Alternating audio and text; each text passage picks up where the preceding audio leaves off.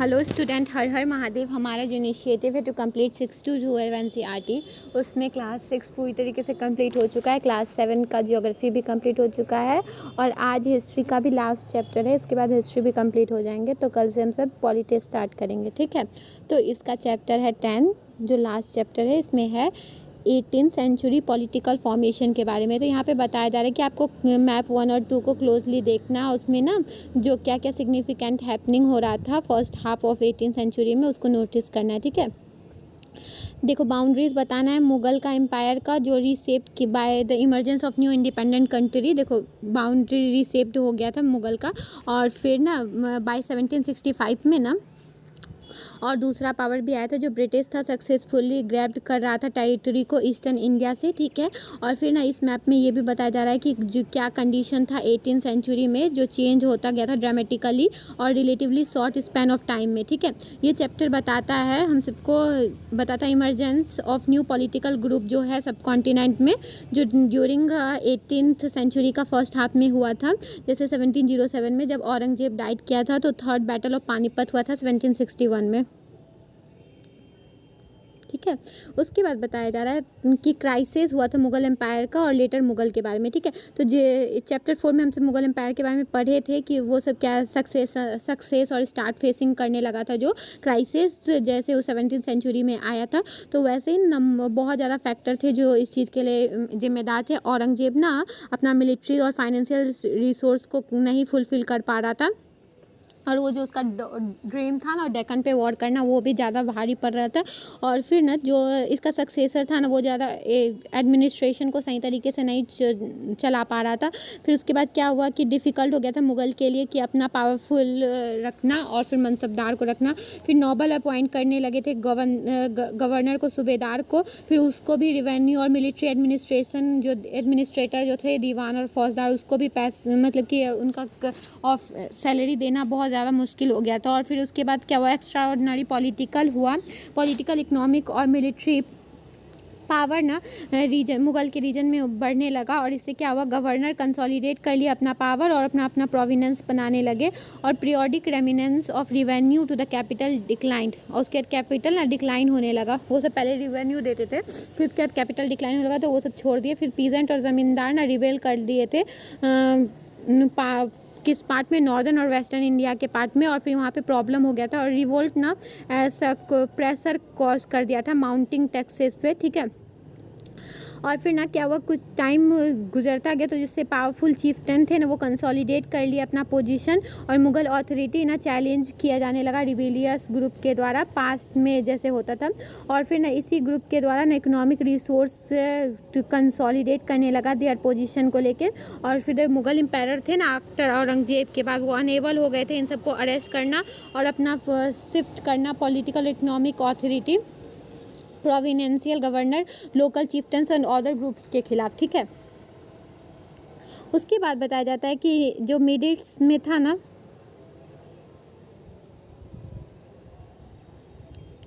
Rich harvest and empty coffers, और ये बताया जाता है कि मिडिस में जो था ना इकोनॉमिक और फिर पॉलिटिकल क्राइसिस होने लगा था।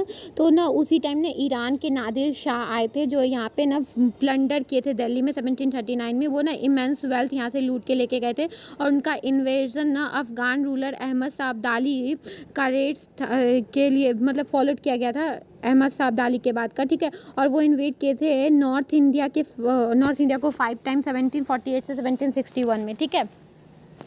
नादिर शाह का जो अटैक हुआ था दिल्ली में, वो ना बहुत ज़्यादा पैसा लेके गए थे, और फिर मुगल का बहुत सारा सामान लेके गए थे। 60 लाख रुपीज़ लेके गए थे, 7000 गोल्ड क्वाइन, और फिर ना 1 करोड़ गोल्ड वॉर लेके गए थे, और 50 करोड़ लेके गए थे वर्थ ऑफ ज्वेल्स लेके गए थे। और फिर जो most of then unrivalled in the world, और इतना लेके मतलब सामान चीज़ लेके गए थे। ये सब तो पता चला है, और बहुत सारा बताया जाता है कि जो अभी तक अनरिवील्ड है, ठीक है। और अबव द पीकॉक थ्रोन भी लेके गए थे इसके बाद, ठीक है। उसके बाद क्या हुआ, फिर already under severe pressure from all sides the empire was further weakened by competition amongst different groups of nobles. और ये जो इतना सारा प्रॉब्लम था ही, उसके बाद जो नॉवेल्स का डिफरेंट ग्रुप से इनको जो ये हो रहा था, प्रेशर हो रहा था कंपटीशन को लेकर, इससे क्या हुआ, एम्पायर ना गिरता चला गया और फिर ये ना डिवाइड हो गया था फैक्शन ग्रुप में, जैसे Iranian, Turanians, nobles of Turkish descent. फिर लॉन्ग टाइम हुआ ना ऐसा कि मुगल एम्पायर ना पपेट बन गया था दूसरों के हाथों का, टू पावरफुल ग्रुप्स का, ठीक है। और जब वो रॉस पॉसिबल था ना, तो ना मुगल एम्पायर का ना फरिक्सियर के टाइम में 1713 से 1719 के टाइम में, और आलमगीर के समय में 1754 टू 1759 में ना वो ना एसिनेटेड भी हुए थे। Two other, Ahmad Shah 1748 to 1754 and Shah Alam second 1759 to 1816 were blinded by their nobles, और वो ना ब्लंडेड भी हो गए थे अपने नॉबल्स के द्वारा, ठीक है।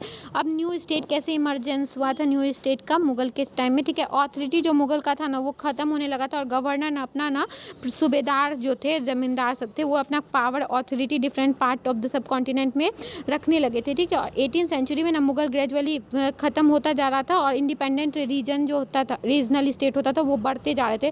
फिर ये बताया जाता था कि 18th सेंचुरी में ना 3 ओवरलैपिंग ग्रुप्स थे जो डिवाइड हो गए थे। मुगल ओल्ड हो गया था, जैसे कि मुगल का ओल्ड प्रोविनेंस था वो बट गया था, जैसे कि अवध, बंगाल, हैदराबाद। फिर उसके बाद एक्सट्रीमली पावरफुल क्वाइट इंडिपेंडेंस हो गए थे ये, और ये रूलर ना state did not break and their formal ties with the Mughal empire, और ये ना ब्रेक नहीं किए थे बट फॉर्मल टाइज रखे थे अपना मुगल एम्पायर के साथ। दूसरे स्टेट वो थे जो इन्जॉय कर रहे थे इंडिपेंडेंस मुगल से, वतन, जागीर्स, और फिर ये ना राजपूत प्रिंसिपैलिटीज़ के थे, ठीक है। और थर्ड वाले थे जो ना मराठास थे, सिख और अदर जाट्स थे, जो डिफरेंट साइज और है, और वो अपना ना सीज कर लिए थे, और फिर वो मुगल आर्मी से दूर थे, ठीक है। उसके बाद ओल्ड मुगल प्रोविनेंस का क्या हुआ था, देखो जो मुगल का था, ओल्ड मुगल जो प्रोविनेंसेस था 18th सेंचुरी में, आउट ऑफ प्रोमिनेंटली, और वो ना 3 स्टैंड में हट गए थे, ठीक है। 3 तरीके से हट गए थे। और उसके बाद क्या हुआ था, 3 स्टेट जो था ना वो फाउंड किया गया था, जो हाई मुगल नॉबिलिटी के थे, वो ना गवर्न किए जा रहे थे शहादत खान के द्वारा। और मुगल का जो था सबसे इम्पोर्टेंट गवर्न किया जाता था शहादत खान के द्वारा, मुर्शिद कुली खान, और उसके मुर्शिद कुली खान बंगाल के द्वारा, और फिर अवध का शहादत खान के द्वारा, और फिर असफ जहाँ का हैदराबाद के द्वारा। और ये तीनों ना मनसबदारी पोजीशन को एंजॉय कर रहे थे, बट ना ये मुगल के अंडर ही थे, एम्पायर के अंदर, ठीक है। फिर ये ना वो असद जहाँ और मुर्शिद कुली खान ना जट रैंक के थे, और शहादत खान ना जट वॉज 6000, और ये मुर्शिद कुली खान और फिर मुर्शिद कुली खान और असफ जहाँ 7000 वाले जट वाले थे, और जबकि ना शहादत खान 6000 वाले थे, ठीक है। हैदराबाद का देखो कैसे क्या हुआ था, निजामुल जो मुल्क थे ना वो हैदराबाद स्टेट को 1724 से 1748 में थे, फाउंडर थे, और वो ना पावरफुल थे। और मुगल एम्पायर मुगल एम्पायर फरुखसियर के कोर्ट में ना वो बहुत ज़्यादा पावरफुल थे, ठीक है। ही और फिर ना वो ना इंट्रस्ट कर रहे थे governorships of Awadh and later given charge of the Deccan,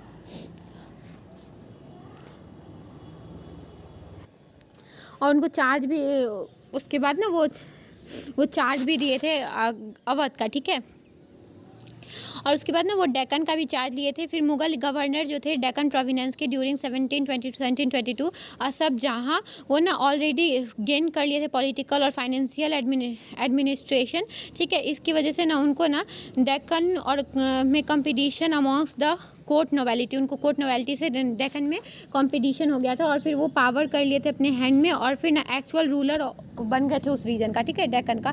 Asaf जहाँ फिर स्किल्ड सोल्जर और एडमिनिस्ट्रेटर को नॉर्थ इंडिया में वेलकम किए, और न्यू अपॉर्चुनिटी दिए इन द साउथ, और फिर वो अपॉइंट किए मनसबदार और ग्रांट किए उनको जागीर, और फिर वो ना सर्वेंट थे, तब भी वो स्टिल सर्वेंट थे मुगल का, ठीक है। और वो ना क्वाइट इंडिपेंडेंटली रूल कर रहे थे दिल्ली, और facing any interference the Mughal empire merely confirm the decision already taken by Nizamul Mulk Asaf जहाँ। वो ना कुछ ही ऐसा होता था डिसीजन जो ना मुगल उनके खिलाफ बोलता था कि अगर कोई असफ जहाँ अगर कोई रूल पे कोई भी चीज़ पे अगर डिसीजन ले लेते थे तो, ठीक है। तो ये जो हैदराबाद का स्टेट था ना वो कंसेंटली इंगेज हो गया था स्ट्रगल में मराठा के साथ वेस्ट में, और फिर इंडिपेंडेंट तेलुगु वॉरियर के साथ नायक्स के साथ प्लेटियो एरिया में, ठीक है। और इनका जो निज़ामुल मुल्क असफ जहाँ का जो कंट्रोल था ना रिच टेक्सटाइल पे था, और फिर ना कोरोमंडल कोस्ट पे था ईस्ट में, और चेक किया by British who were becoming increasingly power in that region, और ब्रिटिश के द्वारा भी हो रहा था जो ना वो उस एरिया में बहुत ज़्यादा पावरफुल बन रहे थे। ठीक है, अब इसके बाद अवध के बारे में। बुरहान मुल्क जो थे शहादत खान, वो ना सूबेदार थे अवध के 1722 में, और वो फाउंड किए थे इस स्टेट को, और ये ना इमर्ज किए थे मुगल एम्पायर के ब्रेकअप के बाद। ठीक है, अवध ना प्रोस्पेरस रीजन था, वहाँ पे रिच गंगा प्लेन था वहाँ पे, और फिर मेन ट्रेड रूट था इन नॉर्थ इंडिया और बंगाल का। बुरहान मुल्क क्या करते थे, कंबाइंड ऑफिसेज ऑफ सूबेदारी, दीवानी और फौजदारी, ये तीनों का देखते थे, सूबेदारी, दीवानी और फौजदारी का मुगल के अंडर। ठीक है, और फिर अदर वर्ड में उसको managing political, financial and military affairs of provinces of Awadh. तो मतलब अदर वर्ड में क्या बोला जा सकता है कि इनको ना अवध का मिलिट्री, पॉलिटिकल और फाइनेंशियल तीनों अफेयर्स को मैनेज किया देने जाना था। ठीक है, करते थे। फिर बुरहान मुल्क क्या किए, डिक्रीज़ किया अपना इन्फ्लुएंस मुग़ल अवध रीजन में, और रिड्यूस किए ना ऑफिस होल्डर का, जागीरदार्स का जो अपॉइंट किए गए थे मुगल्स, और फिर ना वो क्या किए, जागीर का साइज़ ना रिड्यूस किए, और ना अपने लॉयल सर्वेंट को वहाँ पे वैकेंट पोजीशन पे रखे। फिर उसके बाद ना वो जागीर का जो होता था, cheating and revenue of all districts were recessed by official appointed by Nawab courts, और वो ये ना देख नवाब कोर्ट से ना ऑफिशियल सबको अपॉइंट करते थे ताकि देखे कि कोई चीट ना करे। और फिर ना राजपूत जमींदार और agriculturally fertile land of Afghans of Rohilkhand, और फिर वो ना सीज कर लिए थे बहुत ज़्यादा नंबर ऑफ राजपूत जमींदार को, और अफगान जो थे रोहिलखंड में उनको भी। जो स्टेट था ना डिपेंड कर रहा था लोकल बैंकर्स पे, महाजन्स पे लोन के द्वारा, और फिर ना यहाँ पे कलेक्ट किया जाता था बिडर्स, हाई टैक्स जो था बिडर्स, और रिवेन्यू फार्मर्स जो होते थे इजदार्स, वो एग्री कर रहे थे स्टेट को सम मनी, ठीक है, फिक्स मनी। लोकल बैंकर्स ने गारंटी करते थे पेमेंट देना अपना अमाउंट स्टेट को, और फिर उसके बाद उनको revenue farmers were given considerable freedom in the assessment and collection of tax, उसको पर रिवेन्यू के बजाय उनको ना फिर असेसमेंट और कलेक्शन ऑफ टैक्स का फ्रीली ग्रांटेड दिया गया था। फिर this development allowed new social groups like money lenders and bankers to influence the management of the state's revenue system, some things which had not occurred in the past। और इससे ना क्या हुआ था, बैंकर्स और जो मनी लेंडर्स थे ना उनका इन्फ्लुएंस बढ़ने लगा था, जो कभी भी पास्ट में नहीं हुआ था। ठीक है, अब इसके बाद क्या था, बंगाल के बारे में बता रहा है। बंगाल ना ग्रेजुअली जब मुग़ल कंट्रोल में था तो ना मुर्शिद कुली खान के इसमें था, और फिर वो नाइब थे, तो वहाँ पे ना गवर्नर थे वो उस प्रोविनेंस के। ठीक है, और फिर ना वो ना ही फॉर्मल सूबेदार मुर्शिद कुली खान ना स्प्रेड कर लिए थे अपना power, went with that office like the ruler of Hyderabad and Awadh, he also condemned the revenue administration of the state। और ना वो अवध और हैदराबाद के तरह ही ना रिवेन्यू कलेक्ट करते थे मुग़ल के बिहाफ पे वहाँ पे से। ठीक है, और उसका जो इफ़र्ट था ना मुग़ल इन्फ्लुएंस को बंगाल को ट्रांसफ़र करता था, जो जागीरदार मुग़ल का, और ओडिशा order to measure assessment of revenue of Bengal, मतलब बंगाल का जितना भी रिवेन्यू होता था वो मुग़ल को कलेक्ट करके भेजता था। ठीक है, और जो रिवेन्यू होता था ईस्ट से ग्रेट स्ट्रिक्टनेस फ्रॉम ऑल ज़मींदारी, और वो कलेक्ट करता था कैश को भी ज़मींदार से भी। और फिर इसकी वजह से क्या हुआ, ज़मींदार ना borrow money from bankers and money lenders, और ज़मींदार ना बोरो करने लगे मनी बैंकर और मनी लैंडर से। फिर वो ना पे करने में बहुत ज़्यादा मतलब नहीं हो पाता था उनसे पे, तो फिर ना उनके लैंड ले लिए जाते थे ज़मींदार द्वारा। और इसके बाद ना 18th सेंचुरी में बंगाल ना कंसिडरेबल चेंज हुआ बंगाल में ज़मींदारों का, और close connection between the state and bankers, और स्टेट और बैंकर के बीच में क्लोज कनेक्शन होने लगा, जो हैदराबाद और फिर अवध में भी नोटिसेबल था। बंगाल जो रूल था ना अलवर्दी खान 1740 to 1756 में हुआ, और इसके रीजन में ना बैंकिंग जो हाउस था जगत सेठ का, वो ना बहुत ज़्यादा प्रॉस्पेरस हो गया था।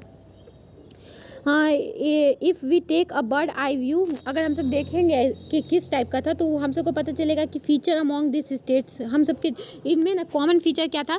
फर्स्टली क्या था कि ये सब स्टेबलाइज हुए थे मुग़ल नॉबल्स के तौर पे ही, और फिर ना एडमिनिस्टर कर रहे थे इनहेरिटेड, और फिर पर्टिकुलरली ये सब ज़मींदारी सिस्टम के अंडर थे। ठीक है, सेकेंडली क्या था, ये सब टैक्स कलेक्शन करते थे डिफर्ड करके। ठीक है, और फिर ना ये ऑफिस ऑफ द स्टेट पे रिलाय थे, और क्या था, the regime contract with revenue farmers for the collection of revenue, और रिवेन्यू फार्मर्स को ये सब अपना बनाए थे जो कलेक्ट करते थे इनके लिए रिवेन्यू, और फिर प्रैक्टिस करते थे इज़दारी, और फिर डिसअप्रूव करते थे जो thoroughly disapproved by Mughals spread all over India in the 18th century, जो डिसअप्रूव कर दिया गया था मुगल द्वारा, बट ना ये पूरे इंडिया में स्प्रेड किया गया था 8th सेंचुरी में। और इम्पैक्ट जो था ना कंट्री साइड में डिफर्ड देखा जा रहा था। और थर्ड कॉमन फीचर क्या था इन सब में कि ये सब रीजनल स्टेट थे, इमर्ज किए थे रिलेशनशिप बैंकर से और मर्चेंट से, और ये ना बहुत ज़्यादा मनी रिवेन्यू फार्मर्स और रिसाइड जो करते थे वहाँ पे सिक्योरिटी कलेक्टेड टैक्स से लेते थे अपने ओन एजेंट्स द्वारा। और फिर throughout India the richest merchants and bankers we are gaining a stake in the new political order, और मर्चेंट और जो भी बैंकर होते थे वो ना गेन करने लगे थे अपना स्टेक न्यू पॉलिटिकल ऑर्डर में, ठीक है। अब बताया जा रहा है कि वतन जागीर्स ऑफ द राजपूत के बारे में। राजपूत किंग ना भी ना पर्टिकुलरली जो अम्बेर और जोधपुर से बिलोंग करते थे वो मुगल के डिस्टिंक्शन में थे, ठीक है, सर्व कर रहे थे, और ना वो एक्सचेंज करते थे, इंजॉय वतन जागीर इंजॉय करते थे 18th सेंचुरी में। और ये सब रूलर ना अपना कंट्रोल एडजस्टेंट करने लगे थे उस रीजन में। अजीत सिंह जो रूलर थे जोधपुर के, फैक्शनल पॉलिटिक्स से मुगल कोर्ट से जुड़े हुए थे, और वो ना इन्फ्लुएंशियल थे राजपूत फैमिलीज़ में, और क्लेम करते थे सूबेदारी रिच प्रोविनेंस का गुजरात और मलवा का। राजा अजीत सिंह ना जो जोधपुर के थे वो गवर्नरशिप ऑफ गुजरात, और सवाई राजा जयसिंह जो अम्बेर के थे वो गवर्नर ऑफ मालवा थे, ठीक है। और इनका ऑफिस जो था renovate by the Jahandar Shah in 1713, renovate किया गया था जहांदार शाह द्वारा 1713 में। और ये ना ट्राई कर रहे थे टेरिटरीज़ को एक्सपेंड करना, इम्पेरियल टेरिटरीज़ में नेबरिंग कंट्री और नेबरिंग कंट्री देयर वतन। Nagaur was conquered and annexed to the house of Jodhpur, और नगौर ना अनेक्स कर दिया गया था जोधपुर के द्वारा, और अम्बेर ना सीज कर लिया गया था बूंदी के द्वारा। सवाई जयसिंह जो थे ना वो फाउंड किए थे न्यू कैपिटल जयपुर का, और सूबेदारी ऑफ आगरा इन 1722, और सूबेदारी ऑफ आगरा दिए थे 1722 में। मराठा कैंपेन स्टार्ट हुआ था 1740 में, और सर्व किए थे principalities and check their future expansion, ठीक है, फ्यूचर एक्सपेंशन को भी देख रहे थे मराठा। उसके बाद सिख का क्या हुआ था, सीजिंग इंडिपेंडेंस सिख का। तो सिख ना ऑर्गेनाइज करने लगे थे political community during 17th century में, जो चैप्टर 8 में हम सब पढ़े हैं। और उसके बाद ना रीजनल स्टेट जो बिल्डिंग था पंजाब, सेवरल जो बैटल हो रहा था गुरु गोविंद सिंह जो अगेंस्ट राजपूत के द्वारा, गुरु गोविंद सिंह में जो राजपूत और मुगल के खिलाफ हो रहा था, तो इसके वजह से ना वो सब इंस्टीट्यूशन एक बनाए थे खालसा 1699 में। और उनके डेथ के बाद 1708 में ना खालसा ना रिवोल्ट करने लगा था मुगल अथॉरिटी के खिलाफ बंदा बहादुर के लीडरशिप में, और डिक्लेयर कर दिया था अपना सोवर्जन, ठीक है। और फिर गुरु नानक के नाम पे और गुरु गोविंद सिंह के नाम पे, और स्टेबलाइज कर लिया था अपना एडमिनिस्ट्रेशन सतलुज के पास। और जमाई Banda Bahadur was captured in 1715 and executed in 1716, और जमाई बंदा बहादुर ना 1715 में कैप्चर कर लिए गए थे और एग्जीक्यूट कर दिए गए थे 1716 में, ठीक है। उसके बाद क्या हुआ था, फिर number of leader 18th century में इमर्ज हुए थे जो सिख ऑर्गेनाइज कर रहे थे। Band called jathas and the other called misls, जो बंदा के इसमें थे वो जट्स कहलाते थे, और अदर जो होते थे वो मिसल्स कहलाते थे। फिर ना वो कंबाइंड फोर्स होते थे जो ग्रैंड आर्मी को रखते थे खालसा दल को। और फिर जो इंटायरली बॉडी था ना वो मीट करता था अमृतसर में बैसाखी और दिवाली के टाइम में अपना डिसीजन लेने के लिए कि resolution of gurmatas a system called rakhi were introduced. और उसी टाइम में ना राखी सिस्टम इंट्रोड्यूस्ड हुआ था जिसमें ना और प्रोटेक्शन होता था कल्टीवेटर का, payment tax of 20% of the produce, 20% देना पड़ता था प्रोड्यूस का, ठीक है। गुरु गोविंद सिंह ने इंस्पायर्ड किए थे खालसा को और बिलीव किए थे कि राज करेगा खालसा वाला डेस्टिनी पे, ठीक है।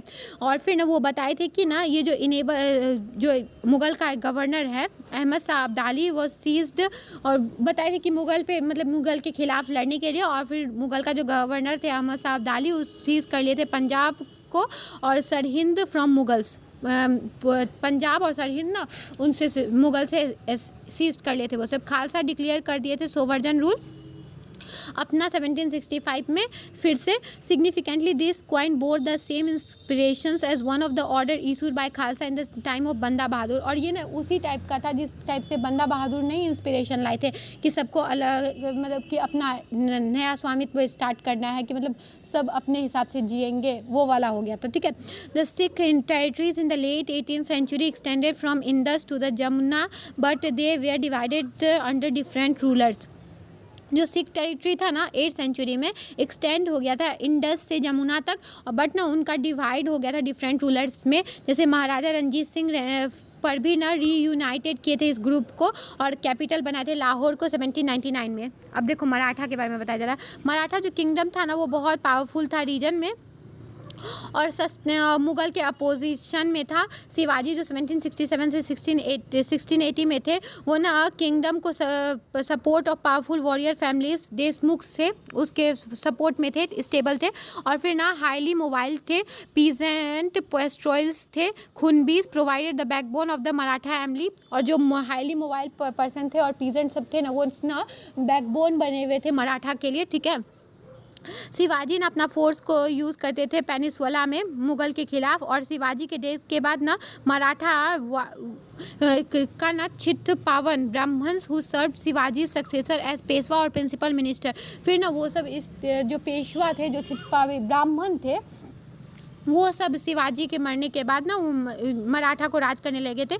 फिर पूना ना became the capital of Maratha kingdom. उसके बाद पूना कैपिटल बन गया था मराठा किंगडम का। उसके बाद पेशवा ना राज करने लगा था, सक्सेसफुली मिलिट्री ऑर्गेनाइजेशन बनाने लगा था।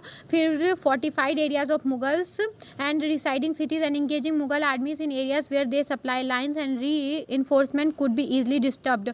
और फिर ना वो मुगल को मतलब डिस्टर्ब करते थे हर चीज़ को लेके पेशवा सब। ठीक है। अपना आर्मी बना के 1720 से 1761 में ना मराठा एम्पायर एक्सपेंड होने लगा था।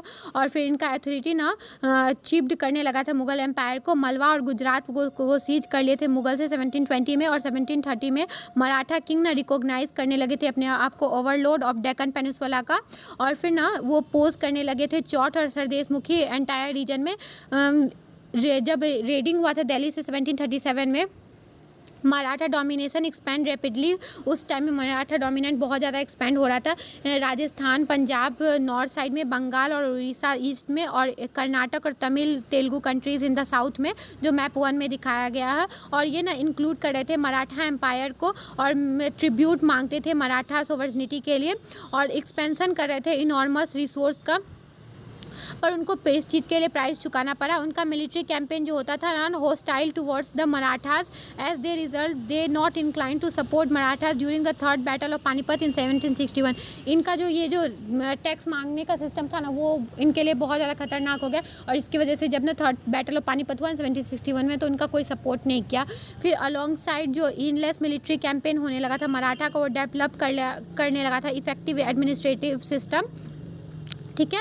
और फिर वो ना कंफ्यूज करने लगे थे Maratha rule were secure, revenue demand were gradually introduce taking local condition into account. और रिवेन्यू डिमांड होने लगा था जो लोकल कंडीशन को अकाउंट में रख रहा था। एग्रीकल्चर जो था वो इनकरेज और ट्रेड रिवाइव्ड हो रहा था। मराठा अलाउड किए थे चीफ को, जो सरदार होते थे, सिंधिया ऑफ ग्वालियर, गायकवाड़ ऑफ बड़ौदा और भोसले ऑफ नागपुर, ताकि वो रेज कर सके पावरफुल रिसोर्स आर्मी के लिए। और मराठा कैंपेन हुआ था मलवा में 1720 को। Did not challenge the growth and prosperity of the cities of the region. और वो चैलेंज नहीं कर पा रहे थे उस रीजन को। ठीक है। उज्जैन ने एक्सपेंड किया था Scindias patronage and Indore under Holkars. Ujjain expand करने लगा था सिंधियाज के पैट्रोनेज में और इंदौर में होलकर में। ठीक है। By the all accounts of this cities were large and prosperous and function as important commercial and cultural centre. तो ये क्यों होने लगा था? क्योंकि ये प्रॉस्पेरस और फिर फंक्शनल सेंटर बन गया था, कमर्शियल और कल्चरल सेंटर बन गया था ये सिटी। ठीक है। ये ना इमर्ज करने लगा था कंट्रोल मराठा का। ठीक है। सिल्क प्रोडक्ट होने लगा था चंदेरी रीजन में, जो मोर आउटलेट इन पूना में था।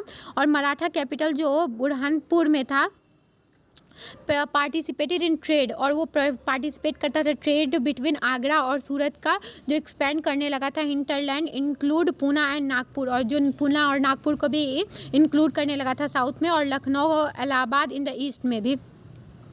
अब इसके बाद जट्स के बारे में बताया जा रहा है कि जट्स किस टाइप के थे, ठीक है। तो जट्स ना कंसोलिडेट कर लिए थे अपना पावर 17 और 18 सेंचुरी में।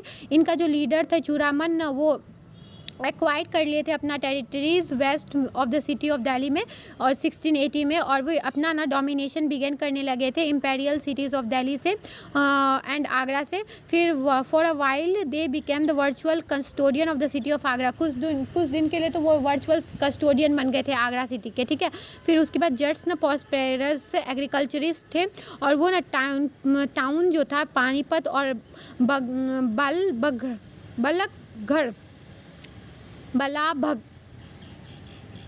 बलाबगढ़ के जो थे वो इम्पॉर्टेंट जो एरियाज थे उसको डोमिनेट करने लगे थे। और सूरजमल के किंगडम में ना भरतपुर ना इमर्ज हो गया था स्ट्रॉन्ग स्टेट के तौर पे। नादिर शाह ने स्टेक किए थे दिल्ली में 1739 में, टुक रिफ्यूजी देयर। और फिर इसमें ना क्या हुआ था, बहुत सारी सिटी ना यहाँ पे रिफ्यूजी लिए थे सूरजमल के अंडर, ठीक है, जट्स के अंडर। और इनके जो सन थे Jawahir Shah 13,000 troop of his own and hired another 20,000 Maratha and 15,000 Sikh troops to fight the Mughal. वो हायर किए थे 13,000 ट्रूप अपना और 20,000 मराठा और 15,000 सिख ट्रूप को, ताकि वो मुगल के खिलाफ लड़े। फिर ना भरतपुर ना फोर्ट बिल्ड किया गया था फेयरली ट्रेडिशनल स्टाइल से, जो Deeg Jats elaborate garden places combining style seen at Amber and Agra. और ये इस टाइप से स्टाइल को कैप्चर किया था जो अम्बेर और आगरा में देखा जाता था, कंबाइंड स्टाइल था वो। और ये बिल्डिंग था ना मॉडल किए गए थे आर्किटेक्चर फॉर्म में, फर्स्ट एसोसिएटेड विथ रॉयल्टी। और ये ना फर्स्ट ऐसा था जो रॉयल्टी को संकेत कर रहा था अंडर शाहजहाँ, ठीक है। जो see figure 12 in chapter 5 and 12 in chapter 9। और इसमें बताया जा रहा है कि वो किस हिसाब से था। तो 12 जो चैप्टर 5 का 12 नंबर फिगर है उसको देखने के लिए, और चैप्टर 9 का भी 12 नंबर फिगर है उसको देखने के लिए, ठीक है। इतना ही बताया गया इस चैप्टर में। उसके बाद फ्रेंच रेवोल्यूशन के बारे में बताया जा रहा है, 1789 से 1794 में हुआ था। वेरियस स्टेट जो सिस्टम थे ना 8th सेंचुरी में कॉमन थे, पीपुल पार्टिसिपेट कर रहे थे अपने गवर्नमेंट में। वेस्टर्न वर्ल्ड ना सिचुएशन लेट 18th सेंचुरी में ना वेस्टर्न वर्ल्ड का सिचुएशन जो था वो ना अनटिल लेट 18th सेंचुरी, ठीक है। तो वेस्टर्न वर्ल्ड का सिचुएशन के बारे में बताया जा रहा है, ठीक है। अमेरिका 1776 से 1781 और फ्रेंच रेवोल्यूशन चैलेंज किया था सोशल और पॉलिटिकल प्रिविलेज जो एंजॉय कर रहे थे आरिस्टोक्रेट्स उसके द्वारा, ठीक है। फ्रेंच रेवोल्यूशन के समय क्या होता, मिडिल क्लास पीजेंट और आर्टिसन ना फॉट कर रहे थे अपने स्पेशल राइट के लिए क्लर्जी और नोबेलिटी के खिलाफ, ठीक है। वो बिलीव कर रहे थे कि कोई भी ग्रुप सोसाइटी में प्रिविलेज नहीं हो सकता है बाय बर्थ, और rather people social position must depend on merit. और उनका ना सोशल पोजीशन मेरिट के हिसाब से होना चाहिए, ठीक है। फिलोसफर जो थे फ्रेंच रेवोल्यूशन का वो सजेस्ट करे थे equal law opportunity for all. और उसके बाद ना वो बता रहे थे कि ना ऑथोरिटी जो गवर्नमेंट का है वो ना must possess the right to participate in affairs. तो पीपुल को मस्ट पोज होना चाहिए कि वो सब ना पार्टिसिपेट करें गवर्नमेंट के अफेयर्स में, ठीक है। फिर movement such as French and American revolution gradually transform subject into citizen. तो ये जो हुआ था ना वो सिटीजन सब समझने लगे थे कि उनका क्या क्या अपना अस्तित्व है, क्या उनका राइट है। तो फ्रेंच और अमेरिकन रेवोल्यूशन इनको ग्रेजुअली समझाया था। The idea of citizenship, nation state and democratic right took root in India from the late 19th century। और जो आइडिया था डेमोक्रेटिक का, नेशन स्टेट का और सिटीजनशिप का वो तो इंडिया में लेट 19th सेंचुरी में आया है, ठीक है। इस चैप्टर में बस इतना ही था। इस चैप्टर को अच्छी तरीके से समझ में आया तो इस चैप्टर का सारे क्वेश्चन आंसर को सॉल्व करना है।